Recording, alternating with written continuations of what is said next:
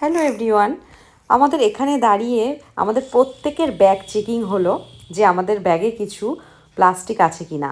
তারপর আমরা জঙ্গলে প্রবেশ করতেই দেখলাম এরকম জোড়ায় জোড়ায় হাতি দাঁড়িয়ে আছে, যে যার কাজ করছে। এখানে দেখো দুজন যুদ্ধ করছে, আবার কিছুটা এগিয়েই দেখি নিজে নিজেই বালি মাখছে আর একজন জল খাচ্ছে।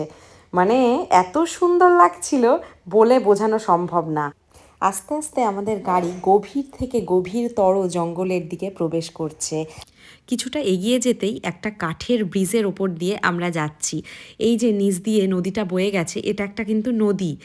এই নদীটার নাম ড্রাইভার আমাকে বলেছিল, কিন্তু আমার এই মুহূর্তে মনে পড়ছে না, সেই জন্য বলতে পারলাম না। এটা জঙ্গলের মাঝখান দিয়ে গেছে। তারপর কিছুটা এগিয়ে যেতে আর একটা ব্রিজ, আর পাশেই একটা বড় জলাশয়। এটা কিন্তু অনেক বড়, দেখো। এখানে গিয়ে আমার একটাই কথা বারবার মাথায় আসছিল, যে আমাদের ওইদিকে যদি এরকম জায়গা থাকতো, আমরা ভাবতাম মানে কিভাবে পিকনিক করব। এখানে পিকনিক করলে খুব মজা হবে, মানে এরকম খোলামেলা একটা জায়গায়, আর যেখানে জঙ্গলের মধ্যে জলাশয় রয়েছে মাঝে মাঝে, মানে তার ধারে পিকনিক করার একটা মজাই আলাদা কিন্তু। সেই জন্য আমার শুধু পিকনিকের কথাটাই ওখানে গিয়ে মাথায় আসছিল। সকালবেলা ঘুম থেকে উঠে স্নান করে শীতের রোদ গায়ে মেখে এই জঙ্গল সাফারির অনুভূতিটা একটা অন্যরকম আনন্দ দিচ্ছিল আমাদেরকে।